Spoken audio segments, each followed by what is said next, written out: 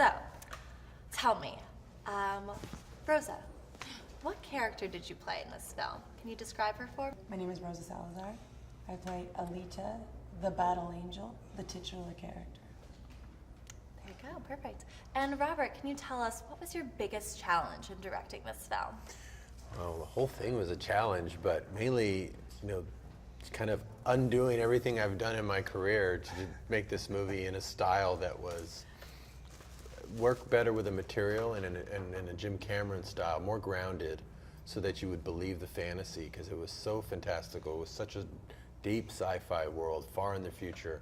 I needed it to be very relatable, otherwise it would, people couldn't relate to it. So no green screen, none of my old tricks. Had to take things a little more seriously so that you would believe the world.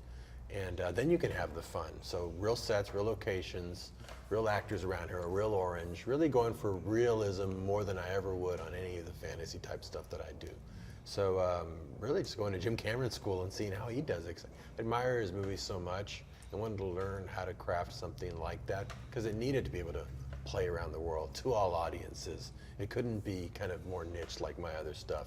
It was a big production, and we want people to be able to relate to her and really find her to be as inspirational as this character is. Oh, you did two things quintessentially Rodriguez, though. What? You cast a Latin actress. But that was just because you're the best for the role and happened to be Latin. That's coincidence. That's not technique. And you brought that same kind of joy of filmmaking, that you brought the same kind of energy you would find on an independent movie set to something with a much bigger price tag, and we felt that as a crew, and as an actor, I felt that.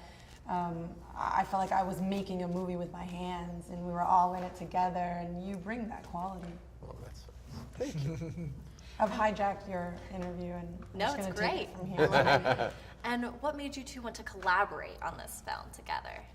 Well, look, Jim and I were, when we realized Jim Cameron wasn't to direct Alita anymore, we needed to find the right director to partner with. We had talked to someone here and talked to someone there, until Jim had a social lunch with Robert Rodriguez.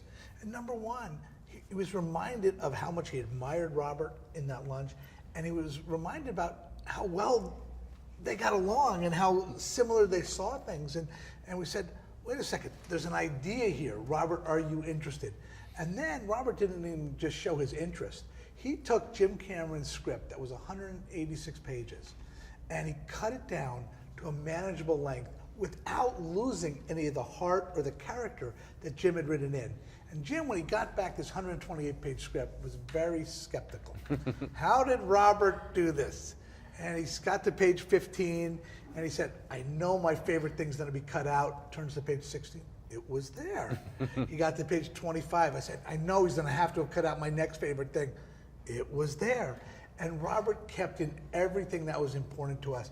And that just proved to us, and Jim has said to me, and he said to Robert, that from Jim's perspective, this has been the best collaboration he has had with another filmmaker. And speaking of the heart of the film, Yeah. what do you hope audiences take away from this? I hope they feel something.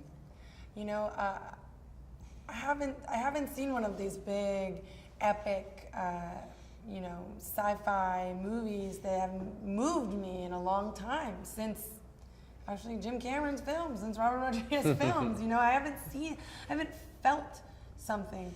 I've seen big action pieces. I've seen, crazy sequences that blow me away, but that's all left in the theater. Like, I don't go home and go like, wow, that, I don't think about that. I think about what it made me feel. I think about how I was changed by that experience. And I hope moviegoers walk out having felt something. That's why I tell stories. That's why I go see stories. So I really hope that they feel something. I hope that moviegoers, when they leave the theater, say, this was something I had to see on the big screen.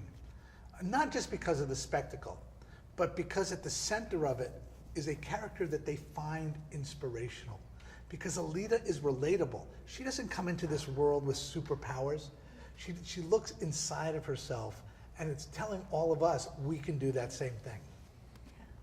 And you know, the film too, it was such a spectacle. You made Iron City at Troublemaker Studios. That is insane. You made the city. It was practical set. And you're actually sitting in Passport to Iron City, which is our replica of your version, you know, on a smaller scale, as an experiential experience for fans. So my question is, for Iron City, what was your favorite part? What inspired you?